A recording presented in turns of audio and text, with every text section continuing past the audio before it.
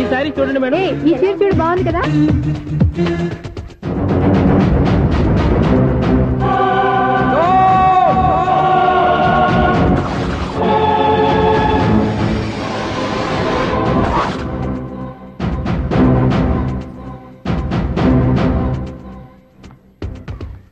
మీరు అసలు మనుషులేనా?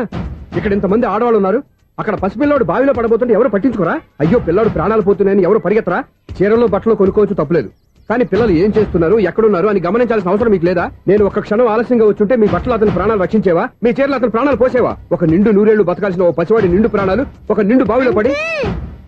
ఏమైంది అంకుల్?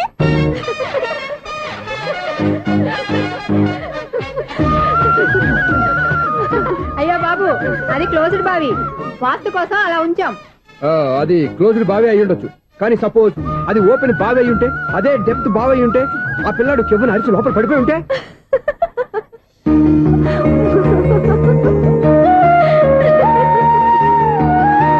నవ్వడం కాదు, అందరూ ఆలోచించాలి. నవ్వడానికి ఒక నిమిషం చాలు, ఏడవడానికి అర నిమిషం కూడా పడదు. ఆ ఏడుపు ఎన్ని యుగాలు వెంటాడుతుందో మీకేం తెలుసు? Fantastic dialogue. ఈ డైలాగ్ నేను సినిమాల్లో పెట్టుకోవచ్చా? తమరెవరు? ఇన్సల్ట్. నేనెవరో తెలీదా? The famous film director Sunil Leela Bhansali. Bhansali Bhansali Sunil Leela బన్సాలా? ఆ పేరు ఇప్పుడు లేదే. ఏదైనా డైరెక్ట్ చేసేస్తేగా తెలియటానికి. నేను చెప్పేది ఫ్యూచర్ లో ఫేమస్ డైరెక్టర్. బొందలే. మీరు ఏం మాట్లాడుతున్నారో అందరికీ అర్థమయ్యేలాగా పెద్దగా మాట్లాడుకోండి. మీరెవరు సార్? ఎవరో పెద్దగా రిపీట్ చేయి. మీరెవరు సార్? ఇప్పుడు అర్థమైంది నేనెవరా. ఆ మాట నేను నిన్ను అడగాలి. సార్, నాకు యూబీ గ్రూప్ ఆఫ్ కంపెనీలో అసిస్టెంట్ మేనేజర్ గా జాబ్ వచ్చింది. ఉండటానికి ఒక ఫ్లాట్ కావాలి. అర్థమైందా? అద్దెకి ఫ్లాట్ కావాలంట. ఎందుకు వస్తావు? నాకు ఏమైనా చూడనుకున్నావా ఏంటి? ఆ మాట నువ్వే పబ్లిసిటీ ఇవ్వక్కర్లేదు. అచ్చరే, ఇంతకీ నువ్వు బ్యాచులర్ వేరా? అవునండి, నేను బ్యాచులర్నే. బ్యాచులర్స్ కి ఇక్కడ స్థానం లేదు, ఫ్లాట్లు లేవు. ఫ్లాట్స్ లేకపోవడం ఏంటి? బ్యాచులర్స్ అంటే అంత చీపా? ఆ మాటకొస్తే మన పాత ప్రధాని బ్యాచర్ కాదా? పక్క రాష్ట్రంలో ముఖ్యమంత్రి బ్యాచర్ కాదా? ప్రెసిడెంట్ బ్యాచర్ కాదా? ఈ ఫ్లాట్స్ లో ఈవిడ బ్యాచర్ కాదా? పెళ్లికి ముందు నువ్వు బ్యాచర్ కాదా? ఆయన ఇప్పటికీ బ్యాచులరే. బాగా చెప్పావు. ఈ బ్యాచులర్ కి నేను ఫ్లాట్ ఇవ్వను.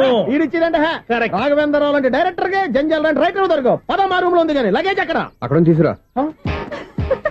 అతని కోసం ఎంత రూమ్ ఖాళీ చేస్తానంటే వెల్కమ్. ఇదే నా ఫిలిం ఛాంబర్. ఇదేంటిది ఎలా ఉంది? ఇలాగే ఉంటది. నాకు ఏదైనా సరే ఆర్టిస్టిక్ గా, ఆర్టిఫిషియల్ గా ఉండాలి. అప్పుడే లైక్ చేస్తాను. నువ్వు శంకరాభరణం శంకర శాస్త్రి గారి గడప తాకితే స్వరాలు పలికినట్టు నువ్వు ఈ ఫ్లాట్ లో ఏం తాకినా నరాలు తెగుతాయి. ఈడేంటి పట్టపగల తాగేస్తున్నాడు? వీడికి ఇంకో క్వాలిటీ కూడా ఉంది. కాస్ట్యూమ్ డిజైనర్ కూడానే. సమంత ఫాక్స్ దగ్గర నుంచి సుమంత దాకా ఈడే కొడతాడు. ఏంటి చెప్పులా? కాదు, బట్టలు. చూస్తుంటే అలా లేడు. అయినా బట్టలు కుట్టేవాడి రూమ్ లో పెట్టుకుంటాం ఏంటి? వాడేవాడు నన్ను పెట్టుకోవడానికి, వాడిని నేను పెట్టుకున్నాను. అంటే ఈ ఫ్లాట్ నీది కదా? టాలెంట్ తప్ప ఈ ప్రపంచంలో నాకంటూ ఏదీ లేదు. నా అదృష్టం కొద్దీ ఆయన ఈ ఫ్లాట్ ని అద్దెకి తీసుకున్నాడు. అందులో సగం నాకు అద్దెకిచ్చాడు, అందులో సగం నేను నీకు అద్దెకిస్తా. ఓహో, అండర్స్టాండింగ్. ఇంతకీ అద్దె ఎంత? అది నన్ను అడుగు. 6,000. అయితే 2,000 ఇస్తే సరిపోతుంది. ఎలా సరిపోద్దండి? ఆయన ఈ ఫ్లాట్ ని 6,000కి అద్దెకి తీసుకుని అందులో సగం 2,000కి నాకు అద్దెకిచ్చాడు. అందులో సగం 4,000కి నేను నీకు అద్దెకిస్తాను. ఈ లెక్క ఏంటి ఇంత కన్ఫ్యూజ్ గా ఉంది? నీకే కాదు, మొదటి నుంచి వాడు నాకు కూడా అలాగే చెప్తున్నాడు. ఈ కన్ఫ్యూజన్ ఏమీ లేకుండా ఉండాలంటే 4,000 ఇచ్చేయండి, సరిపోద్ది. 4,000 మరీ టూ మచ్ గా ఉంది. అయితే 6,000 ఇచ్చేయండి. సునీల్,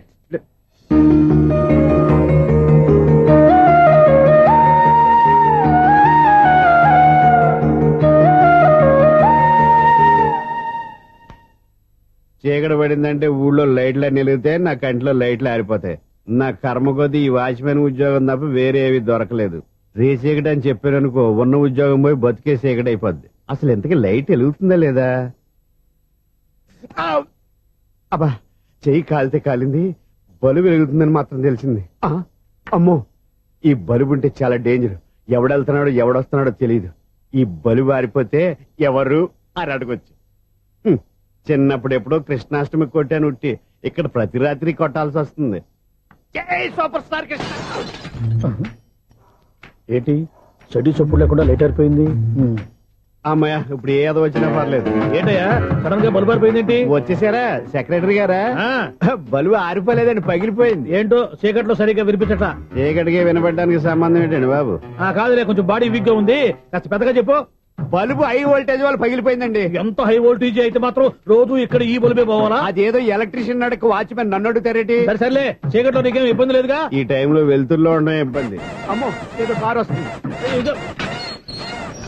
ఎవరదే ఏంటయ్యా ఎందుకు గేట్ తీసావు? కారు వచ్చింది కదండి. కారా? ఆ, ఇది ఇప్పుడు ఆర్ని కొట్టాడు వినబడలేదా? హార్న్ కొట్టాడా? హార్న్ చూడా నిలబడింది బతికించారు. హార్న్ నిలబడింది కానీ కారు కనపడలేదే. అదేనండి మీ బ్యాక్ నుంచి వెళ్ళింది కదా మారుతి జన. నా బ్యాక్ నుంచి మారుతు జన వెళ్ళిందా? ఎర్ర మారుతు జన కదా. కరెక్టే. అమ్మో మన చెవితో పాటు అవి కూడా ఎఫెక్ట్ అయిందా ఏం కొంపదీసి? ఓ నాయను. ఆహా లవర్ బాయ్ ఎంటర్ అయ్యాడు. లవర్ బాయ్ ఎంటర్ అయ్యాడా? ఆడియో అదిరిపోద్ది. ఆడియో కాదు వీడియో కూడా. అది నాకెందుకు? ఒక దేవత వెలసింది నా కోసమే, ఈ ముంగిట నిలిచింది మధుమాసమే, సంధ్యాకాంతుల్లో నా శ్రావణిలా సాంగ్ భలే ఉంది కదండి. ఇదేంటయ్యా సాంగ్ లేకుండానే డాన్స్ చేస్తున్నారా? ఎన్నో జన్మల్లోని పున్నమిలా శ్రీరస్తంటూ నాతో అందిలా నిన్నే ప్రేమిస్తానని, ఒక దేవత వెలసింది నా కోసమే, ఈ ముంగిట నిలిచింది మధుమాసమే. ఈడి ముసల వయసులో ఈ ఇసాత గీతాలు ఫ్లాష్ బ్యాక్ నెగిటివ్ కటింగ్ వేసుకుంటాం ఏంట్రా బాబు? భగవంతుడా ఈడు పాజిటివ్ మేము చూసేదాకా మాత్రం ఈయన బతికించవా? ఇదేం ట్రాఫిక్ ఇదేం రోడ్లు చార్జం పెట్ట అదేం దుక్కుడు ముసల్దానా చావడానికి నా కారు దొరికిందా? నేను చావడానికి చాలా టైం ఉంటుంది వెళ్ళు. ఏడికే ఉంది పెద్ద కారు. అయ్యో బాబాయ్ అయ్యయ్యో ఆగండి కాసేపు.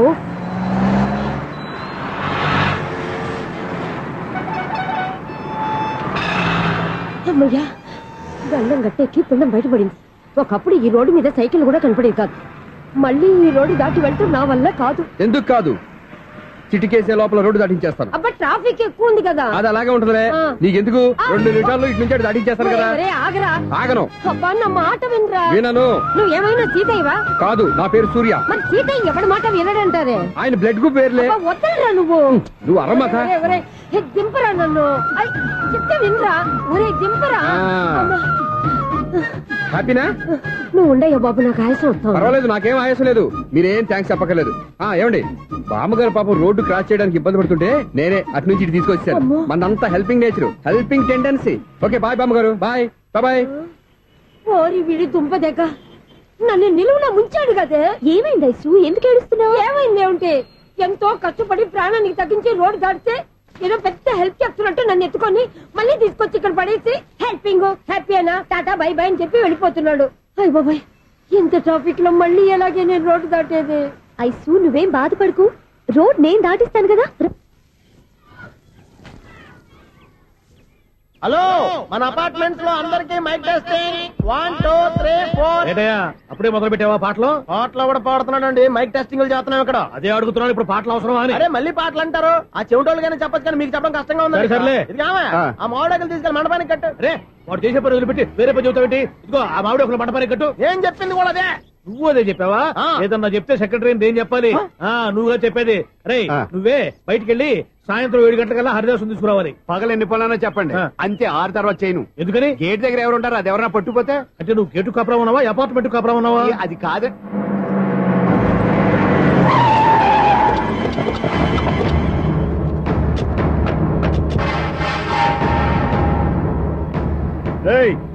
రిజిస్ట్రార్ రంగనాథం గారి ఫ్లాట్ ఎక్కడ?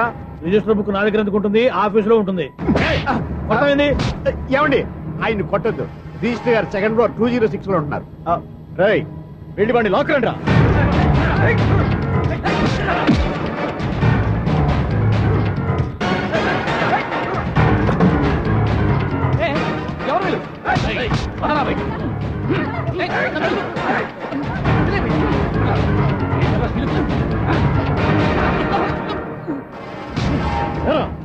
నిన్న నువ్వు పెళ్లి చేసిన దేవిమోహన్ ఎక్కడరా? తెలీదు. దొంగతనంగా పెళ్లి చేయడం తెలుసు, కానీ వాళ్ళు ఎక్కడున్నారో మాత్రం తెలియదారా? దొంగతనంగా చేయాల్సిన క్రమం నాకేంటి? పెళ్లి చేసుకుంటామని 15 రోజుల ముందు ఎవరు అప్లై చేస్తే వాళ్ళ పేర్లు నోటీస్ బోర్డులో పెడతాం.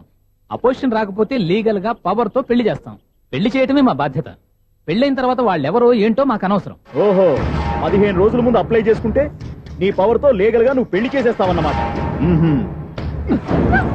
ఇది నీ కూతురేగా, ఇప్పుడే అప్లై చేసుకుంటున్నాను. 15 రోజుల తర్వాత పెళ్లి, ఆ రోజే శోభనం. అప్పటి వరకు ఇది నా దగ్గరే ఉంటుంది.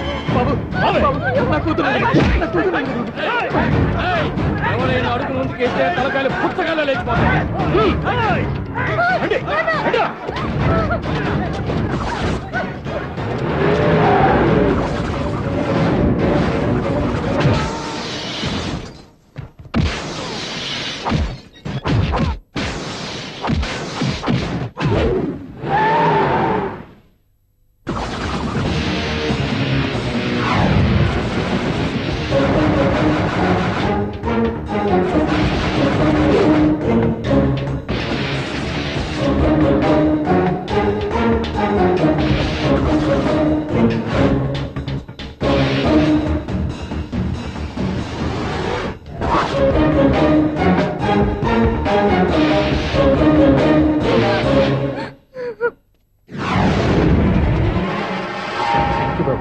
నా కూతురు జీవితాన్ని కాపాడావు.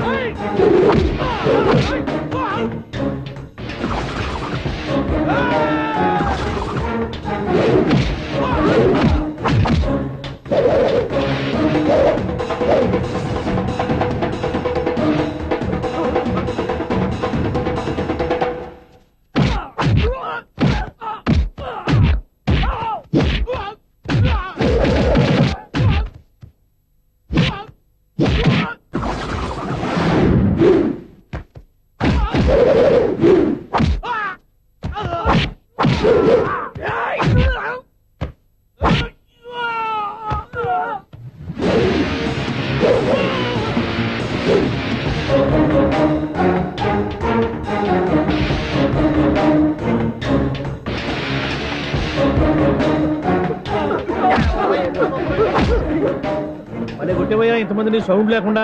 ఎనీవే కంగ్రాచులేషన్స్, సమయానికి వచ్చి కాపాడావు దేవుళ్ళగా. దేవుడు నేను కాదండి, ఆయన.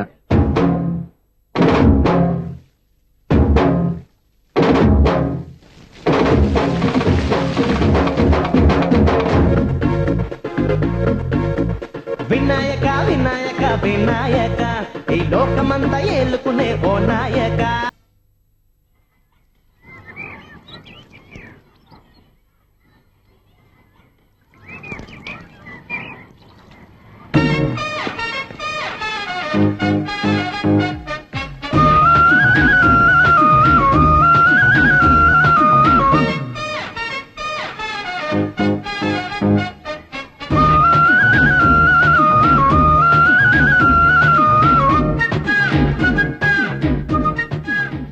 వీడేంటి ఆర్ఎస్ఎన్ బట్టలు ఎగరేసుకుపోయే వాళ్ళ దొంగ మొహం వేసుకుని చూస్తున్నాడు. వీడు చూపి కరెక్ట్ గా లేదే.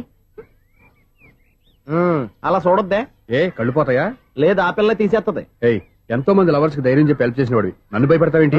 నేను లవ్ కి హెల్ప్ చేసి ఇవ్వండి, కానీ లవ్ అంటే ఈ పిల్లకే కాదు, వీళ్ళ ఫ్యామిలీ మొత్తానికి ఎలర్జీ. తోలు తీసేస్తారు చేస్తా. Sir money order.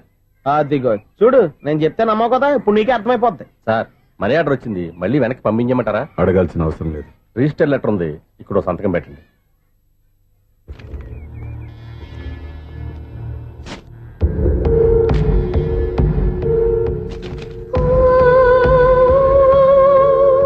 ఆ మనీ ఆర్డర్ ఎక్కడి నుంచి వచ్చింది అనుకున్నావు? నువ్వు ఇందాక నుంచి ఇలా చూస్తున్నావే, స్వప్న వాళ్ళ అక్క దివ్య దగ్గర నుంచి.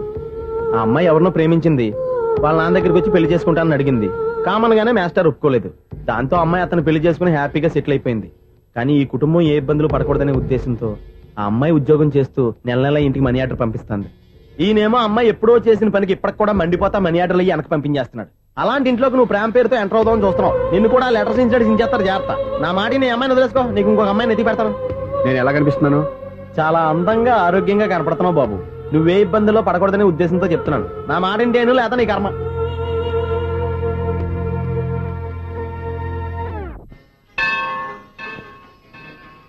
ఐసు, కాసేపు కూర్చుంటావా? నేను నవగ్రహ ప్రదక్షిణాలు చేసేస్తాను. కూర్చోవడం దేనికి? ఈ మెట్లన్నీ నేను దిగేసరికి తెల్లారిపోతుంది. నువ్వు వెళ్ళి తిరిగిరా, ఈ లోపల ముక్కుతూ ములుగుతూ నేను దిగేస్తాను. సరే